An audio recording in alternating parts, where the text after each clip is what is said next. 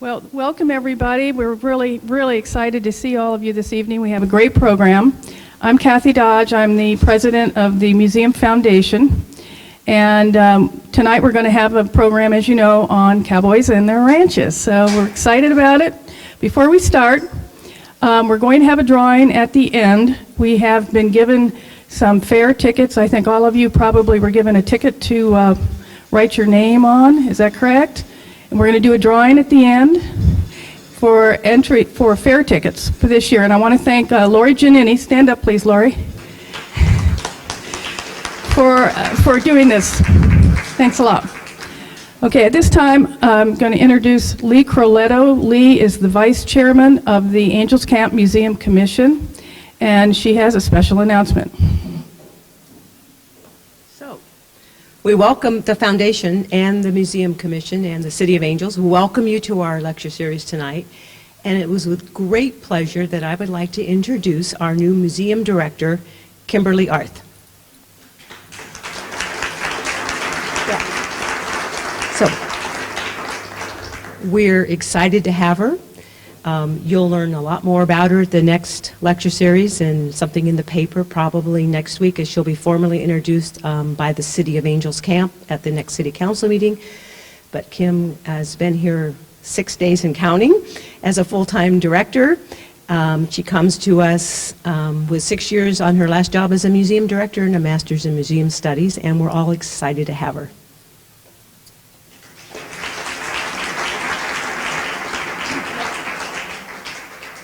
Okay, at this time we will start our program. Bob Petholm. Welcome all of you, and I want to apologize for the seating. We've always had a little issue with chairs, and then a kind person came by about a year ago and donated a nice large sum of money, so we were able to buy all the chairs that you have here and a nice rack to store them on. We never anticipated such a large crowd. This is wonderful. If there's anybody out there who would like to donate some more chairs, we could always use them. But I'd like to take now and introduce our speakers for this evening and thank Nancy Whittle. Nancy helped me put this list together, and I think we have an outstanding group here tonight. But we have Bill Arola, and he'll lead off today. Shauna Shockey, and Rex Whittle, and Rusty Releri. So please give them a welcome.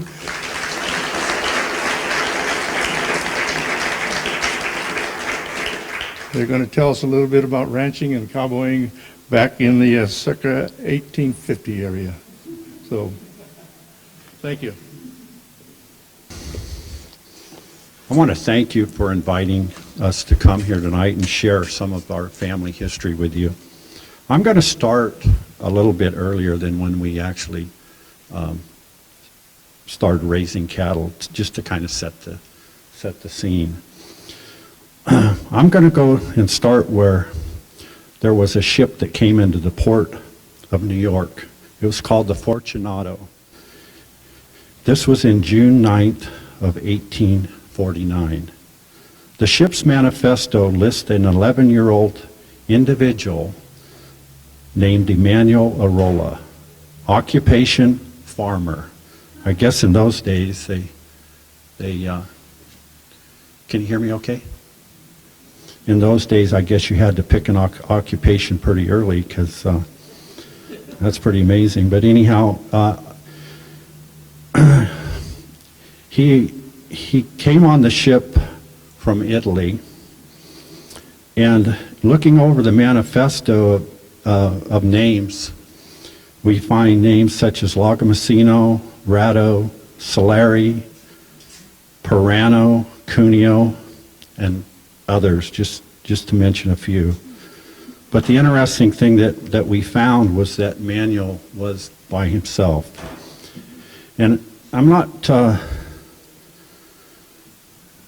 not sure why there was such an influx. I don't believe it was the gold rush, but I believe there was some problems going on in Italy at the time, because there was a lot of young men listed on the manifesto. So I think there was some unrest in the area. A lot of the families were sending their young men away at the time. Anyhow, I'm not sure how Emmanuel got to the Mother Lode from New York, but we found him here on the 1860 census in Angels Camp at the age of 22, occupation gold miner. In August of 1863, or 1863, excuse me, he married Carolina Figueroa. He then purchased a store, saloon, and rooming house at Robinson Ferry down in Maloney's. They moved to a home nearby. Of this marriage was born Augustine Gus Arola, born in 1864, Anton Tony Arola, born in February of 1866, Giovanni, who liked to call himself Johnny Arola, born in 1868. Then there was a fourth child born. Yeah, it would, a little bit. Thank you. Thank you. Then there was a fourth child born. His name was Luigi. And when he was about 15 months old, him and Emmanuel came down with an illness. I probably think it was the flu or something. And he passed on on May 20th. And Emmanuel, his father, died 6 days later. They are both buried in Altaville together. Emmanuel was 36 at the time. During his illness, Emmanuel made out his final will in the last few days.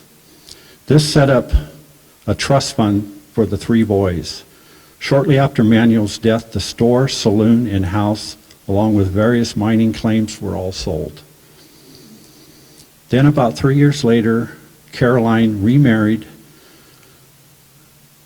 Bethalzer Riddell, and they moved to Carson Hill to a ranch. It was there that the cattle business started. Let's go ahead and next slide. Wait a minute, they're out of order. Can you go back? Back a little bit more. Back one more. This is Caroline and Emmanuel when they were married. Next slide. This is the saloon and the market down in Robinson Ferry. And here's their home. Okay.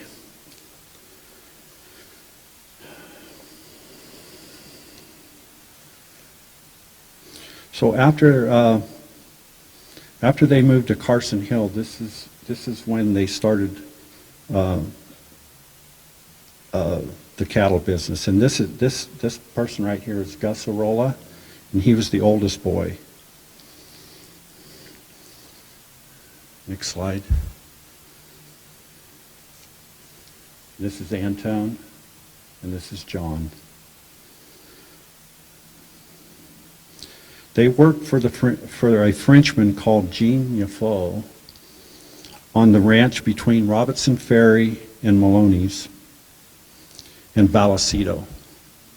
It was there that they took care of the cattle, put up hay for winter feeding, took cattle to the high country, and back down in the fall. They were paid with cattle. These payment cows became the brood cows of the Arola herd. Next slide. Gus, the oldest, married Melinda Yoakum in 1885. Their first son, Manny Arola, was born in 1888. Manny became a legendary bronc buster, taking many championships in Stanislaus, Calaveras, Mariposa, and Tuolumne counties. Next slide.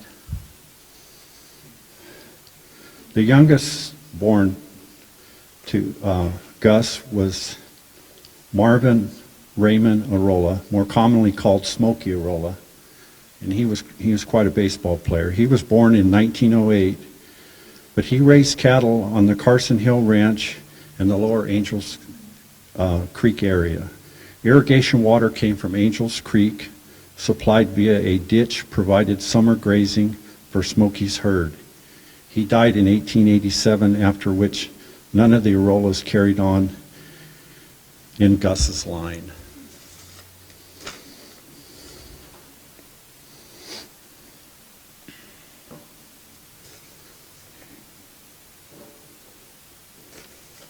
I wrote notes on different pages here.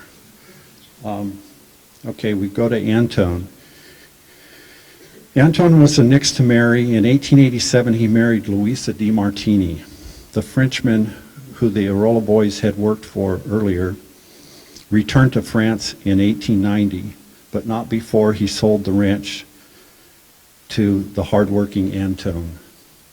Antone and Louise raised their 4 children, Addie, Fred, Gladys, and Sidney, or Babe, as we called him, at the French Camp Ranch on the now Arola Road off Parrots Ferry Road.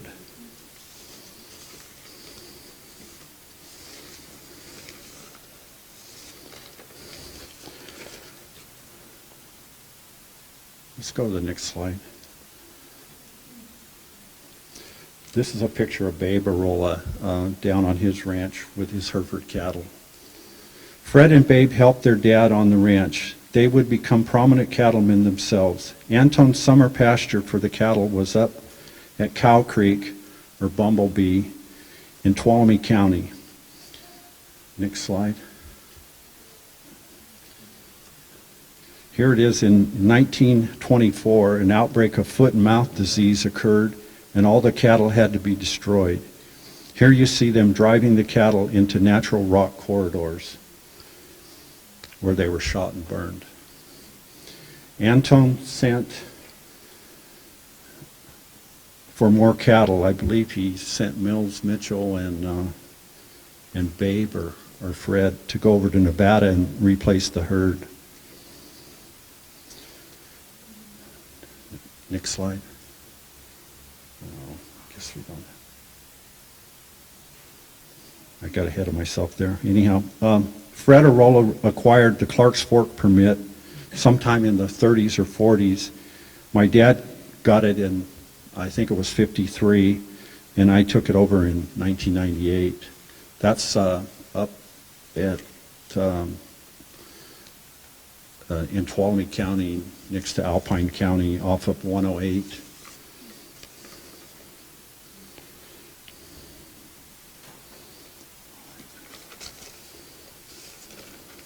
Okay, here we have a picture of John Arola. He was the youngest of the boys.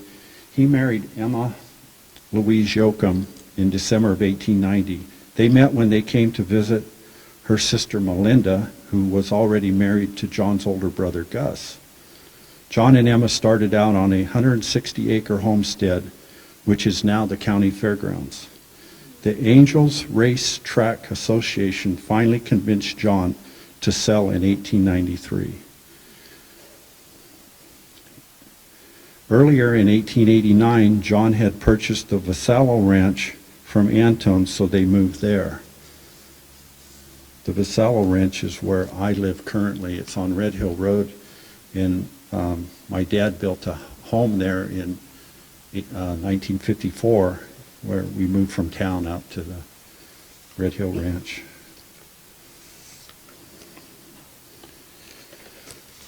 Okay, next slide.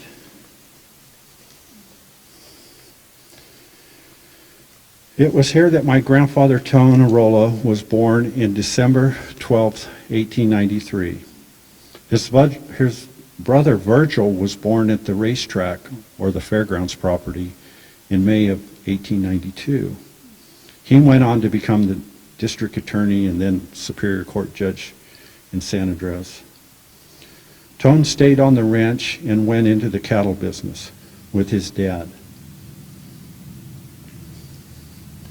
He started his herd by buying a cow that had 2 calves, a yearling and a newborn, from Mrs. Ramaji out on Highway 49. The Ramaji place that used to stick out in the road. It doesn't anymore, but anyhow, I'm sure many of you know where it's at. And this was the start of Tone's herd. Tone married, next one. Tone married Margaret Bessie Donovan in 1923. Through the years, Tone negotiated for ranch land around the area. He bought the Marshall Place, then the Cordes, then the Platcher, then the Miller Ranch. He wanted to put together a nice place to leave for his boys. Tone and Bessie built a new house in 1954 on the Hawkeye Ranch. It was an old stage stop between Altaville and Fourth Crossing. Part of the ranch is irrigated for cattle. Bob Arola lives there now.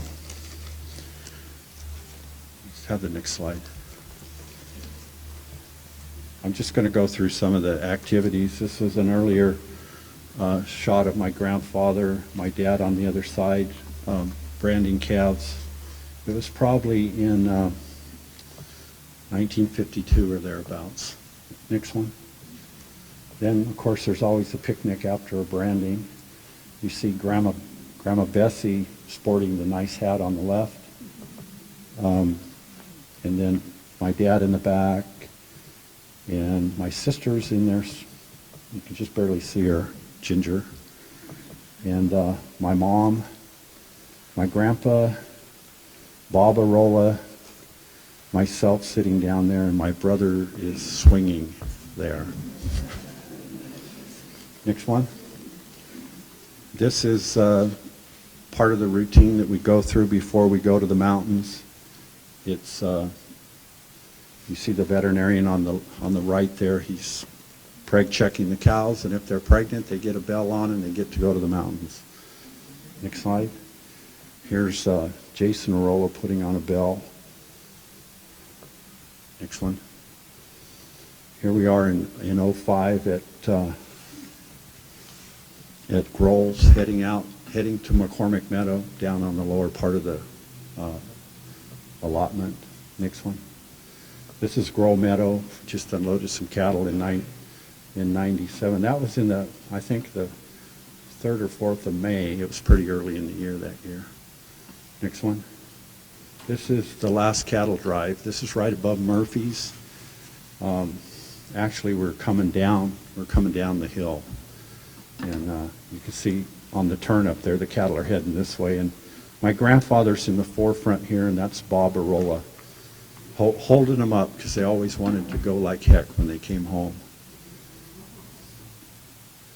And now is the modern day move where we have trucks, big trucks, semis. These happen to be truck and trailers. Then another shot of the coming home.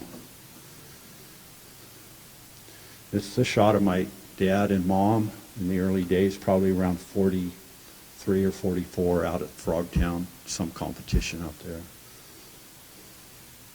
I like the duds he had on. This is my dad later on.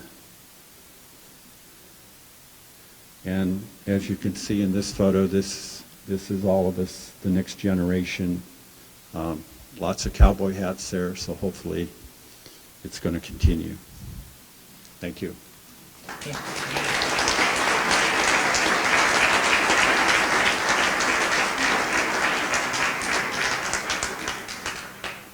Thank you, Bill. And Shauna, we'd like to have you come up next. And do you have slides, Shauna? No. I think we can turn the lights back on then. Thank you. I didn't get as, we're going to have to lower it now. I'm going to stand on my tippy toes. Perfect. I didn't get slides and do a presentation, so I apologize. Just trying to put this together. Most of the family obviously had passed on before I was born. that I'm going to be talking about. But my name is Shauna Osborne Shockey, and I'm a sixth-generation Osborne, born and raised here in Calaveras County. And I currently live on the family ranch with my family. And our great-great-great-grandfather, George Washington Osborne, came to California in the 1850s from, there's been questions of Arkansas and Tennessee, and they were miners when they arrived.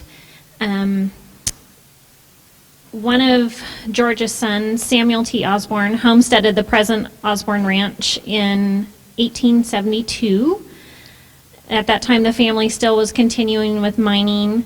They had the Belmont Osborne mine and the Gold Hill Quartz mine, as well as ranching with cattle, Herefords, and then they started crossing Shorthorns at the time. Sam also was a freighter. He used to haul heavy loads from Milton to Silver City on the east side of Ebbets Pass. And he used to use a team of oxen first until he got his horses, and then he had a team of 15 to 20 horses he used to use to haul the heavy loads up and over the pass. There's an area known as Silvertip Campground near Lake Alpine on Highway 4, and there's a hill named Osborne Hill, and that was named after my great-great-grandpa Sam, because that's where he stopped on his overnight freighting trips.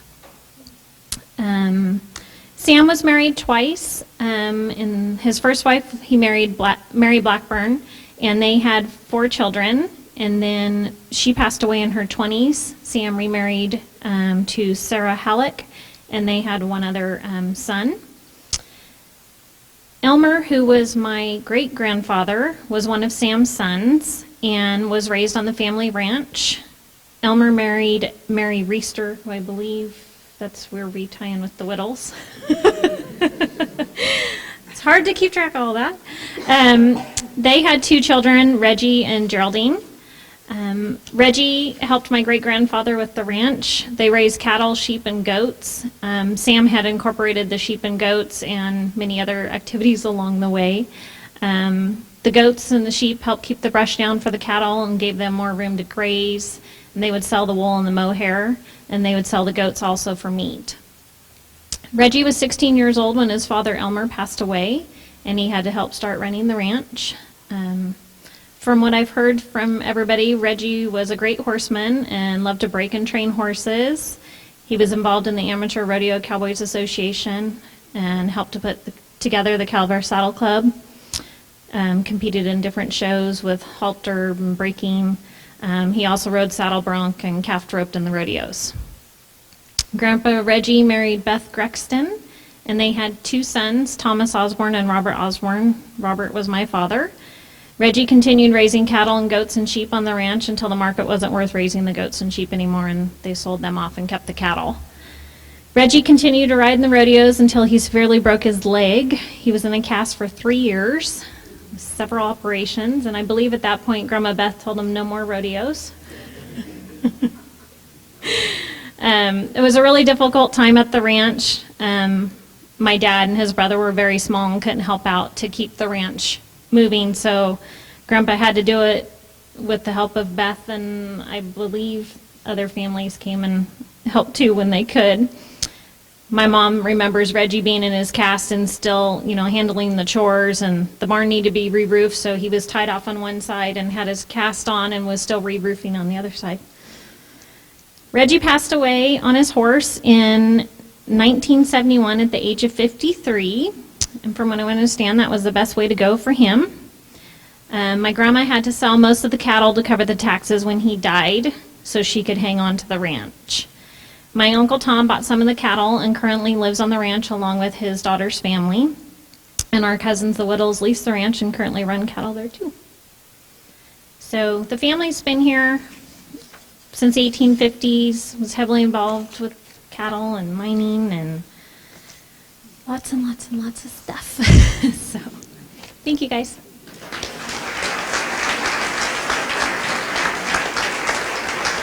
Thank you, Shauna.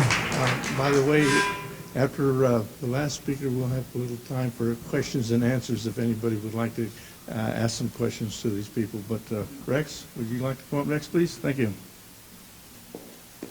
Okay, thank you also for having all of our families here. It is quite an honor.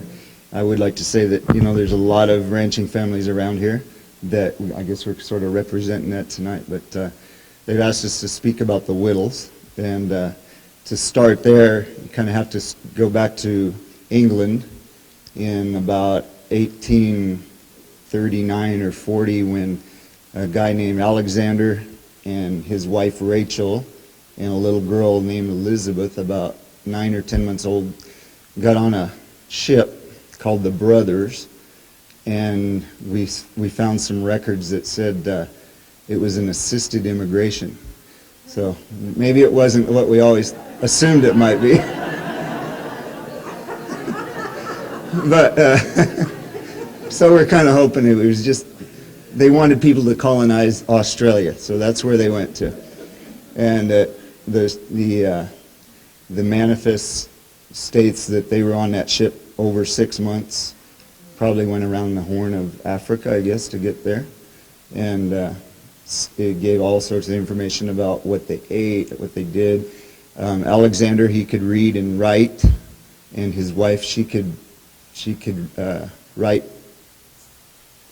I think she could read, but she couldn't write. But anyway, so they arrived in Sydney, Australia, after being on that ship from September to March. So I think it was 1840 they got there. They lived there, and one of the first children that was born was our great-great-great-grandfather. His name was Joseph Whittle. He was born in 1843.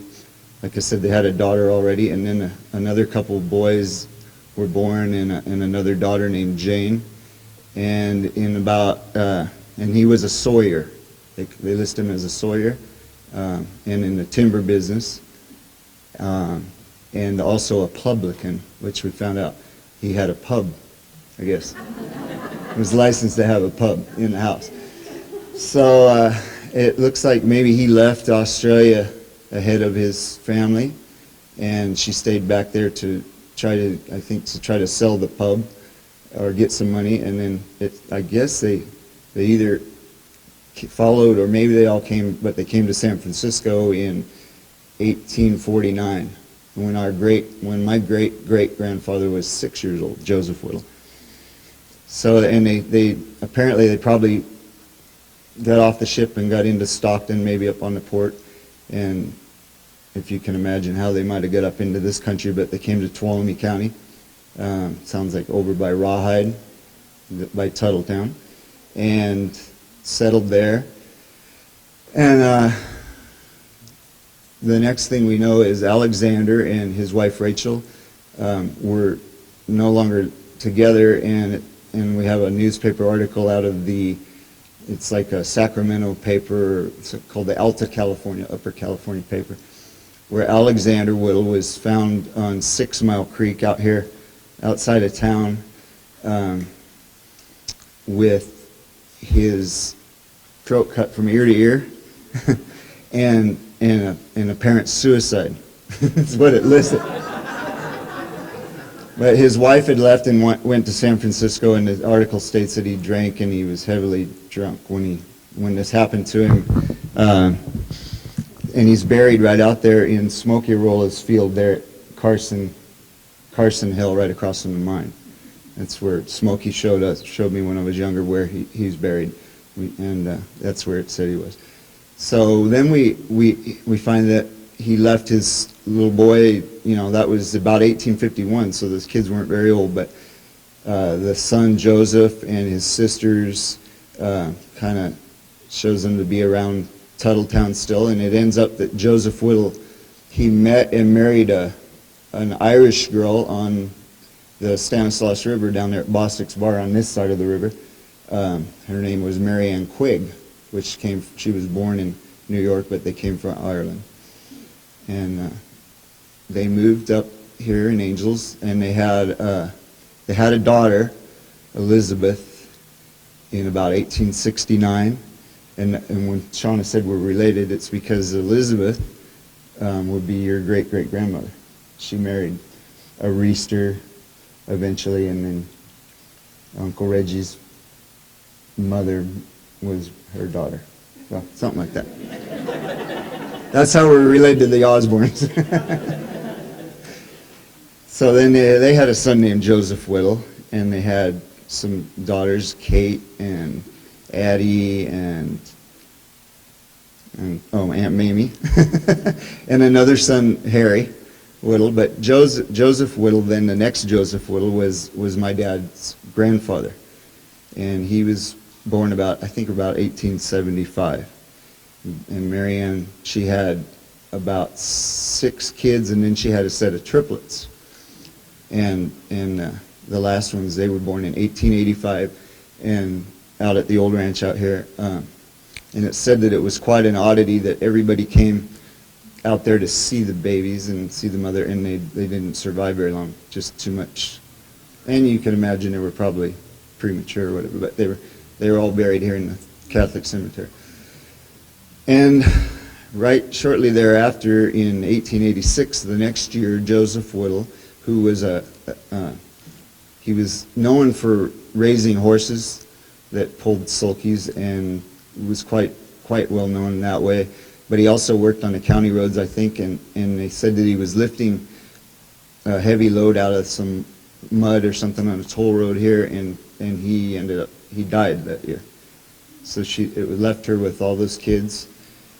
I kind of got ahead of myself a little bit. Him and Marianne had bought the old ranch, which we still own out here. It's 160 acres, the Whittle Ranch. We call it the Old Ranch. They bought it from a guy named Isaac Nance, and it sounds like about $1,000, and then some unpaid taxes and stuff like that. When he died, it listed his assets as having 6 horses, 6 cows, a buggy, a wagon, a sulky, some chickens probably, and a mortar, a quart. I asked my dad what was the mortar. It was a little quartz mortar where they smashed up quartz to try to get, see how much gold was in it, and some household furnishings and that. But they also had the Whittle Mine, which is right out here on Whittle Road to the left if you're driving out, they call the White Oak Ranch now, where Janet Coolidge is, and Calaveras Lumber, where they live right there, and the mine is there, which they said Joseph Whittle got enough money out of that mine to help him purchase that ranch. So but that isn't ours anymore. The Arola family ended up buying that, and then it's passed on from there. So we get to that Joseph Whittle, who is my dad's grandpa, and he married a woman named Lily Mae Battenfeld, who her family was the Mills family, and they had came across the plains in 1859 on a wagon from Kansas to over the pass and down here by Lodi, and then settled up and down the Great Valley here. Different occupations, raising cattle. Some of the uncles worked for, the big ranchers. Say it, Dad. Miller and Lux.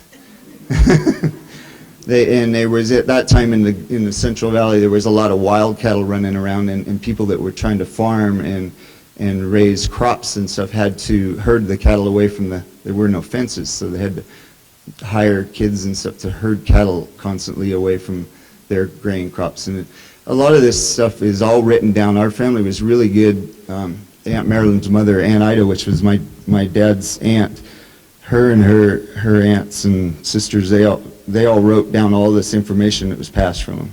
So they have journals and little excerpts here and there that tell us a lot, and so from that you just kind of surmise the other stuff. But so it was Joseph Whittle then that started the cattle. Before that it was mining and a few cows, a few things, whatever they could do to sort of live off the land, Dad's father, Don, began working in the 1920s and earlier than that, really in his teens, for a guy named Herman Cordes, who was a bigger rancher around the area, and we'd go to the mountains with him, and like Bill said, they would give them animals and stuff. I think he got sheep and things maybe, but I've heard stories like that. But he began doing that and working, and then as he got older, they started putting cattle together. And when he married my grandmother in about 1925, she told me that he borrowed $700 from her that she had made while she worked. She used to be, when she was younger, a waitress and different jobs like that. And she gave him the money to rent a bigger ranch down here that's now covered up with Maloney's, the Gerber Ranch, and kind of got him in that, got started, was able to rent some ground. And over the years, they started going to the mountains. They got a mountain permit up here where Bill Arola is running cattle now, and some of the other families that up here by Beaver Creek and up here on the other side of Big Trees. And they would drive the cattle up every spring with the Arolas, and sometimes in the fall they would all come home together and mix. The cattle would mix, and then they would separate them as they got down here in these lower elevations, and one guy would take his cattle one way and the other one the other, and put them on the winter ranches. So that went on through the 20s and 30s and 40s and 50s, where my dad and his brother and their cousins, that my grandfather always said that his sister Aunt Ida was right there with them all the time, helping. They had a lot of help from family and friends, and like Reggie Osborne, the whole bunch of them. People used to help, and we still do, help each other on the ranches, because there's a lot of work that you can't really pay for. You just help each other out. So currently, since about 1962 or 3, the Whittles decided to take over another range up in the higher country up near Lake Alpine and in the Dardanelles called Pacific Valley Range. And that's when my mom and dad and dad's father, Don and Marie, they left the Beaver Creek Range. They always said it was because they feared fire so much down here. It got so overgrown and so full of brush, and before the timber companies came in there were logging it, that they had the opportunity to go higher, so they did. And that's where we're still running cattle today. My brothers are still running up there, and we have another permit right next to Bill, up by the Clark's Fork off of Highway 108, which we call the Wheats permit. We run a couple hundred cows up there, and on the other permit, they're all permitted a certain number of cows, so we can run that. And it starts in July, 1st of July, and goes on until the 1st of October. And there's a lot of families, not just ours, that are still running cattle up there in the high country. Our cousins are here. I think Kelly's here, the Woosters, which is on my mom's side of the family. They run cattle up above us in Highland Lakes, and they've been running them since the 1940s, when Mom's Uncle Buster and Kelly's dad started taking cattle up there. They also ran cattle down in the lower country, down here outside of Arnold, all the way up through Blue Creek and up in the mountain, up in what we call Blue Mountain. So the history continues, and there's a lot of young guys here tonight. See my nephews and boys that work for us, and a lot of Rasmussens. They're all the Roller bunch. All these young people are still actively ranching in the area. There's a lot of cows that are raised here in this county and the surrounding counties. A lot of us lease ground all the way from here to Oakdale and Comanche, and we even go over the pass in the summer. We take a lot of cows and calves over in the Carson Valley area for the summer grazing. So sometimes you see us running around here, you don't really know what's going on, but that's a little bit of it.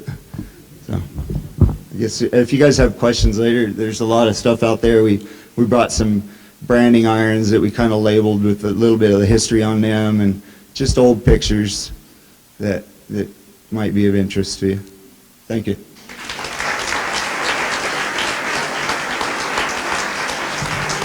Thank you, Rex. And Rusty, are you ready, Rusty? I'll stay here long enough to adjust the mic this time.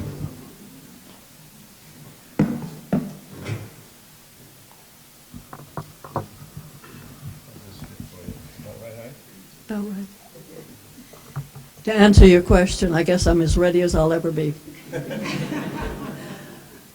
I was a little confused about how I got involved in this. I don't really belong. I am not a native of Calaveras County. I came from the eastern part of the United States. I came here when I was 20 years old. And after the war was over, I met Dick Roleri, and we were married. And then I found out that I was in the middle of a lot of history, local history, a lot of activity. It was interesting. My life has always been very interesting. As to when the Roleri family got involved in cattle, I would say it was probably in the 1880s. Until that time, they lived in Tuolumne County, and in fact, the father had been into some small run for some small part of the county offices there and was defeated, so he gave that up as a hobby. So they leased out, either leased or bought, the ferry at Reynolds Ferry, which is a mile downstream from the Maloney's ferry, Robinson's ferry. They were living there. They had 13 children. Grandma Roleri bore 13 children. She raised 11 of them, and almost equally divided between boys and girls. But she had a passel of kids. So they operated the ferry for a while. The oldest child was 20 and got married. And I've always thought one of the most interesting stories about that was that they got the license, and then they realized it was in Tuolumne County, and the house was in Calaveras County. So to solve the problem, they loaded everybody on the ferry and rowed out to the middle of the river and had the ceremony and came back to the house for the reception. So evidently they were rather adaptable people.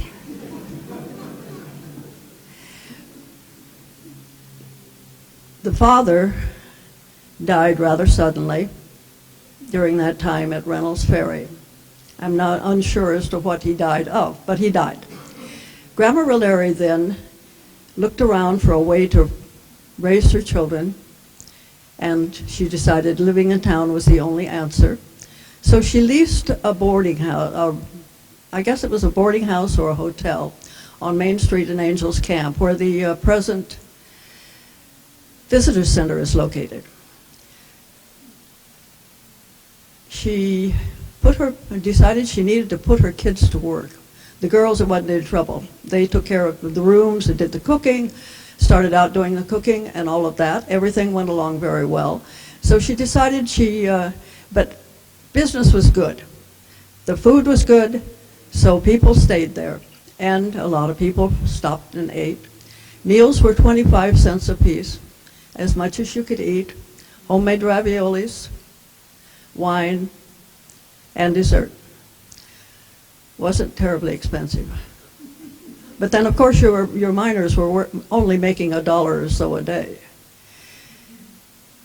She did well, bought the building next door, and expanded her hotel, and needed to have a source of meat. So she decided she would buy some property, since she was doing well. She bought some property and bought cattle and put her boys to work. You take care of the cattle end. Well, then they needed horses to operate the cattle. So then she bought a few mares and a stallion and went into the horse business too. Anything to keep them busy. And even at that, she didn't keep them busy enough. They got into all kind of devilment. Anyway, she had a great reputation in the county, and if you want to check out her full story, it's available. Very well known in the county. Her son, one of her sons, was also instrumental in the capture of Black Bart. So that was interesting. Anyway, that's how we got in the cattle business, evidently. And that was probably, she bought the property where we live about in the early 1890s, I think. And she bought it because it was wooded, and she needed the wood, and Domingo, her son, agreed to cut the wood and cut it up for usable lengths, and it was used to cook the meals in the big old wood stove in the hotel kitchen. And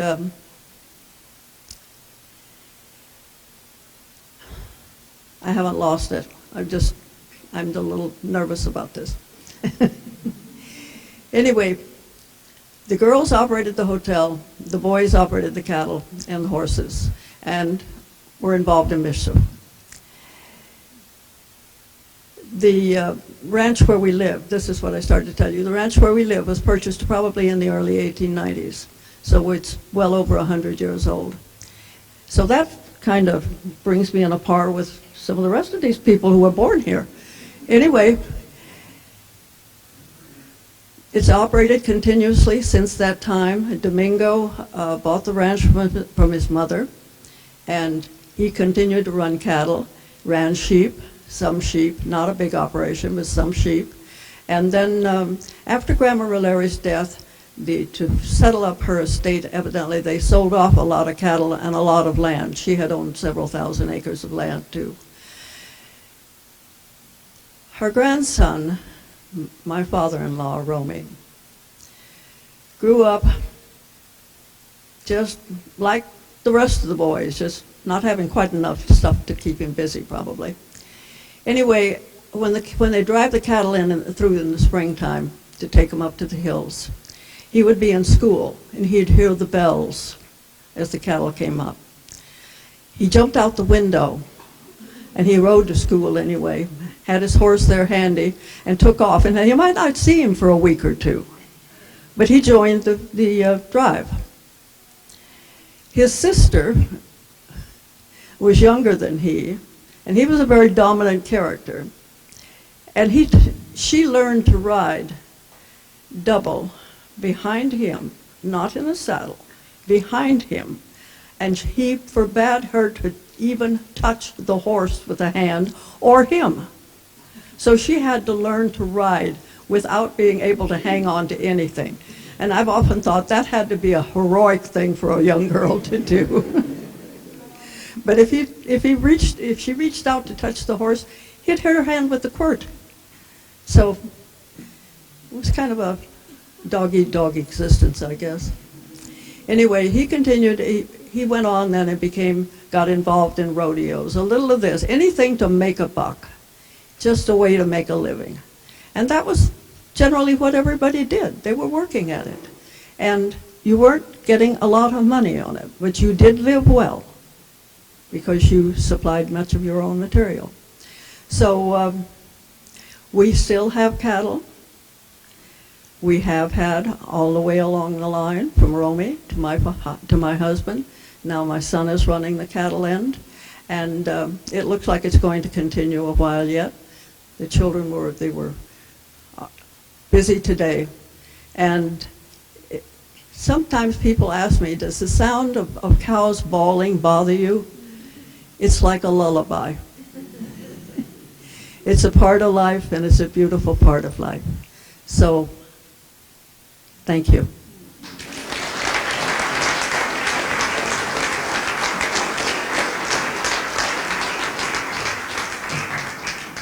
Thank you, Rusty. Now, if anybody has any questions that they'd like to address to any of the speakers here tonight, please stand up and give your name and then ask your questions.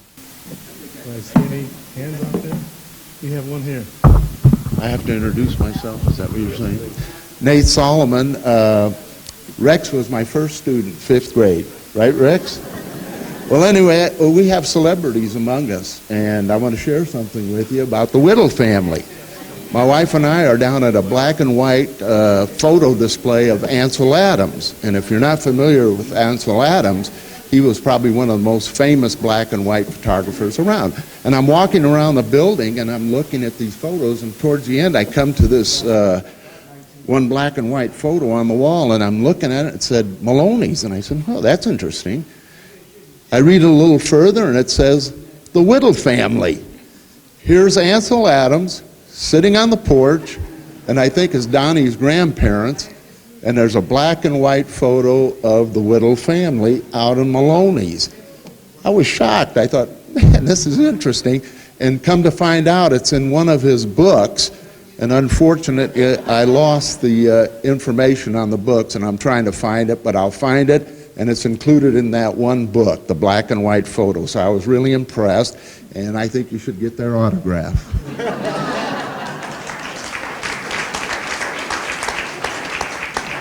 Thank you. Kathy, did you want to?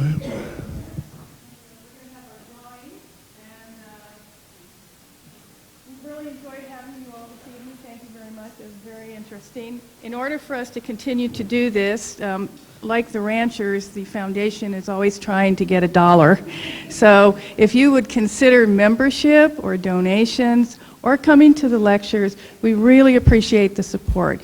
And these are being recorded. We are going to be doing more of this, the recording of the local history, so that it's available to future generations. So thank you very much. So if we could have, perhaps Kim, would you like to draw the...